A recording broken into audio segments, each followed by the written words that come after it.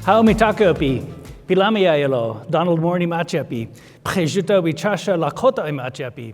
Hello, my relatives. I'm so pleased and honored to be here and a part of these important discussions. And yes, I did work as a bouncer many, many years ago when I was in my 20s. I mean, I'm in late 50s now. But I'm just so pleased to be here, and it's so energizing to be around so many students and so many people from diverse backgrounds who are engaged in and committed to STEM. It's just wonderful to be a part of this. And I was watching the beautiful dancers that were just up here, and I kept thinking to myself, I have to go after them? That was really remarkable. But again, I'm Donald Warne. I'm Oglala, Lakota, originally from Kyle, South Dakota, on the Pine Ridge Indian Reservation. And I always like to ask, how many people have been to Kyle, South Dakota? Wow, 3 or 4. That's 3 or 4 more than usual, actually. That's impressive. Yeah, very small town on the Pine Ridge Reservation. But I've been very blessed in my career to work in medicine, in public health, in advocacy, and in research. And it's really STEM that provides that foundation to do much of this work. But I always like to acknowledge my family and the history of my people. So being Oglala, I'm very fortunate to actually have some relatives who were leaders many generations ago. And I actually have 2 photographs of great-great-grandfathers. On the left, that's Chief Stabber. And he was my great-great-grandfather, and this is from the 1870s. And this was actually taken in Washington, D.C. He had actually gone to D.C. to advocate for our people. And when they were doing negotiations for land settlements and for the reservations and those types of things, he was involved in that. So it's Chief Stabber, one of my great-great-grandfathers. On the right, that's Kills on Horseback. And he also has a photograph, and this is a very different background from this picture. He was actually in the Buffalo Bill Wild West show in the 1880s and 1890s. So that's another chief who's in my background. But just to give that background, Stabber had a son named Crandall. Crandall had a son named Louis. And Kills on Horseback had a daughter named Eliza, and she had a daughter named Eva. And it was Eva and Louis who met, and my mother, Beverly Stabber, was the product of those backgrounds and those families. And unfortunately, we lost my mom this year. She was 85 years old. But I always like to acknowledge my mom, and she was a nurse and spent her entire career working in nursing. And I'm also very fortunate to come from a family with a background in healthcare and science and advocacy, but also in traditional medicine, traditional Lakota medicine. My grandfather, Louis, was a medicine man. And when I was in my late teens and early 20s, a million years ago, when I still had black hair, I was actually given my grandfather's name, Prejuta Wichasha, which means medicine man. So I always have held on to that culture and knowing where I come from, and that really is the basis for all of the work that I do. I was very fortunate after college to be able to go to Stanford for medical school, and this was my medical school graduation back in 1995, so quite a number of years ago. So I've spent my career, at least the past 35 to 40 years, thinking about how can we bring together the worlds of traditional medicine and modern medicine. And when I think about the work that we do, it really is much more holistic than just the modern approach to medicine. We look at balance among spiritual, mental, physical, and emotional forces and recognize that to be healthy, we have to be in balance in all of these ways. And we also have to acknowledge that we've always been scientists. That of course we have a spirituality and we have culture and that heritage, but we also understood the physical world. We were not impervious to that. We were not immune to understanding the whole idea of physical science. We were scientists. We are scientists. You are all coming from backgrounds that are deeply rooted in science. So I've spent a lot of time thinking about this and how Indigenous STEM is so important and could be an entire framework for how we work together and how we build the next generation of scientists. So I'll show you a few pictures.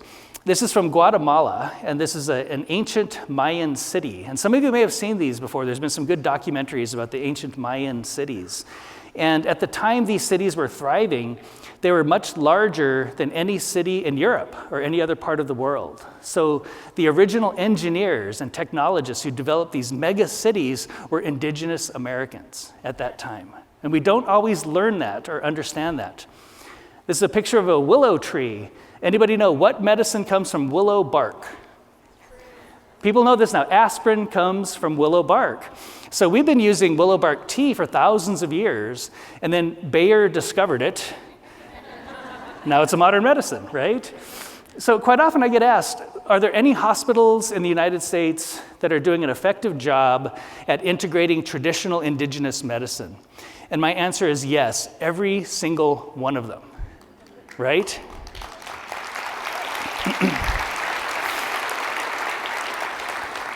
So when someone goes to the emergency room and they're suspecting a heart attack, the first thing they give them is willow bark tea, but in this case in the form of aspirin, right? That's our medicine. We've always been pharmacologists. We've always been pharmaceutical scientists. That's part of our history. The world's first bulb syringe is indigenous to America. That's actually a small animal bladder and a bird bone. And if you've ever seen a bulb syringe in a hospital, they're kind of blue and plastic now, but basically it's the same design. And then what's really remarkable from the Inca cultures, and this is many, many, many generations ago, they were actually successful at brain surgery. You can actually Google this, Inca brain surgery. And when someone has a closed head injury, the technology even today is to create what they call a burr hole, or create a hole in the skull so the pressure can be released. If you don't release the pressure, the person will die. And what they found is by discovering all of these skulls, 80% of these patients survived, because there was healing around the skull. To put that in context, similar procedures during the Civil War 400 years later, actually 50% survival rate. So the Inca brain surgeons were more successful than the brain surgeons from 400 years later. We are from science. This is our way of knowing. So as we move forward, we have to think about how can we thread that needle between indigenous knowledge and modern science. And there are ways to do this. And I think that for many of us, we just need the right format. We need the right platform. We need schools to understand this. We need schools to teach this. But we also need to be the principal investigators. We need to be the professors. We need to be the deans and the leaders and the curriculum developers. So I think one of our challenges when we think about health equity and equity just generally speaking is that we don't always take an equity approach. And I really like this image. I'm sure some of you have seen this before. But the idea of equality is that everyone gets the same curriculum, everyone gets the same medication plan, everyone gets the same services. And then we wonder why we don't have equitable outcomes. Well, we have to recognize that there's diversity in the needs of our people, right? So I like that image on the right, where the individual on the far right might need more services, but ultimately who cares? That's fine, right? We need to look at the outcomes, not just the services or the processes. So I had been showing this image for a number of years. And a few years ago, someone sent me a picture that I think is just brilliant. And the question is, why is that fence there in the first place, right? Do we need a package of services to overcome the barrier, or do we need to get rid of the barrier? And I'd put forth that the lack of indigenous approach in STEM curricula is a barrier for our people to really understand our place in this. That we're not just members of an organization. Our cultures have been leaders in STEM for thousands of years, right?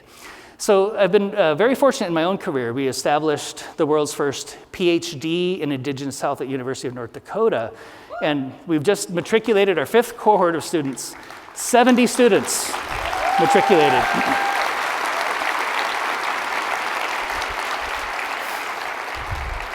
When we had our 5-year plan, we were hoping we might be able to get 50 applicants. We wound up having close to 200 applicants. We've matriculated 70 in the first 5 years.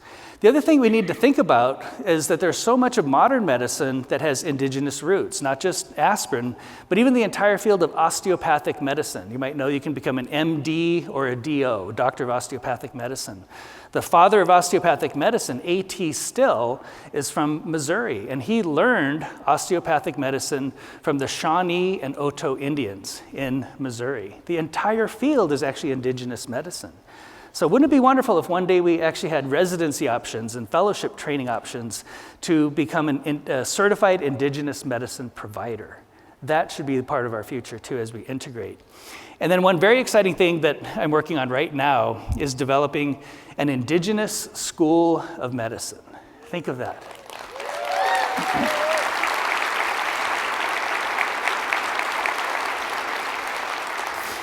So I think about my own medical training, and of course I went to medical school back in the 1990s, so a long time ago. But when I was in my training, there was almost a sense of pride in the idea of education by humiliation, right? Like you want to break down the student and then rebuild them into the cookie cutter physician that we all expect to see. Well, does that work for everybody? Is that an equity approach to education? And what I see is that we've created a generation or multiple generations of traumatized scientists that we now call physicians, right? And what we need is healed healers. And I've presented this idea to the AAMC, that's the American Association of Medical Colleges. And I said, here's a radical idea. What if medical school was a healing experience? And they laughed. Isn't that remarkable? It's so far outside the box that we would focus on wellness of the healer that it was actually funny to them to even think that medical school could be a healing experience. So a few of my colleagues who are all Indigenous physicians have been working on this concept for the last couple of years. And there's a model that we could think about for an Indigenous school of medicine. If we look at the historically black colleges and universities, they have a huge network of colleges and universities. And they actually have 4 medical schools in their network, right? So 4 HBCU medical schools. Here's a map of all the tribal colleges and universities, and here's a map of all the tribal medical schools. Every single one of them, right? It doesn't exist. But does it have to be that way? Could we think about developing our own school of medicine and thinking of medicine from a much more holistic perspective, not just MD, but nursing, therapies, and psychology, public health, epidemiology, all of the fields that we really need, but having our own people teach it and putting it through the Indigenous lens so it makes more sense to our people. So our goals, we want to grow the Indigenous physician workforce. As you probably know, we have a terrible shortage. We're about 3% of the US population, and we are 0.4% of physicians. And unfortunately, the numbers are either flat or going down a little bit when you look at the numbers of our people going into medicine. And I think we create circumstances and barriers that are not necessary when we look at needing to reach out to our own people. We want to develop culturally adept physicians and advance Indigenous health and health care. So when I think about the curriculum, we should be learning from elders. We should have medicine men and medicine women on faculty, not just as advisors, but actually teaching our students side by side with the MDs and other healthcare providers. We should incorporate traditional medicines, traditional beliefs, and traditional practices. And again, I've talked about aspirin and some other forms of medicine, but we have hundreds of examples of Indigenous medicine that are being applied today. Our students just don't even know that they're Indigenous practices. But there's other practices that would be of great value. And I think one of the things that we learned in the PhD program is that we have so much to learn from each other. So why not have a medical school where we're learning all the things we need to know in modern medicine, but why not have training modules on traditional Lakota medicine, traditional Maori medicine, traditional Hawaiian medicine, traditional Aboriginal medicine, traditional Sami medicine, and learn from each other and create a healing system within the curriculum. And then also we need to support our students. I think one of the challenges is that most of our students currently don't have a lot of role models. And when I look at the numbers, it really is stark when we think about role models. Can anyone guess how many American Indians are currently the dean of a medical school? 0. This is 2024. 0 American Indian deans of a medical school. So we're not underrepresented, we are unrepresented in this space. That needs to change. So our vision is achieving Indigenous health and well-being through culture and community, focusing on Indigenous health and having community-based and Indigenous researchers really driving the priorities. And we can expand to multiple health sciences in terms of the other types of needs that we have across healthcare disciplines. We actually did a survey with our Association of Native American Medical Students, ANAMS, and it was really remarkable, the outcomes of that survey. Everyone was just excited about the idea of an Indigenous school of medicine. Some of the quotes: it would mean not losing touch with my heritage. It would ease the pressure of feeling like I'm representing all of Native America. I'm sure many of you have had that feeling when you're the only one in a particular class. You have to represent everybody. One said it would be like the gathering of nations in Albuquerque, the big powwow out there. They said they'd be more at ease, more confident, they'd feel seen and validated, and for the first time, feel like they're in the majority in medical education. And we could do this if we choose to, and we're going in this direction. So to date, we are a 501c3, and we have a website, isomhealth.com. So ISOM is Indigenous School of Medicine, so isomhealth.com. We have a couple of grants already, and we're in process of securing other funding. We're doing the feasibility study right now. So it includes things like a business plan and developing the curriculum and making sure that it's an accredited medical school, but with the understanding that it's through an Indigenous lens. In terms of our outreach, we presented this at a multitude of conferences and meetings. The pictures from the National Center for American Indian Enterprise Development, or RES, also Association of American Indian Physicians, American Indian Science and Engineering Society, and now we get to add SACNAS to that list. Right?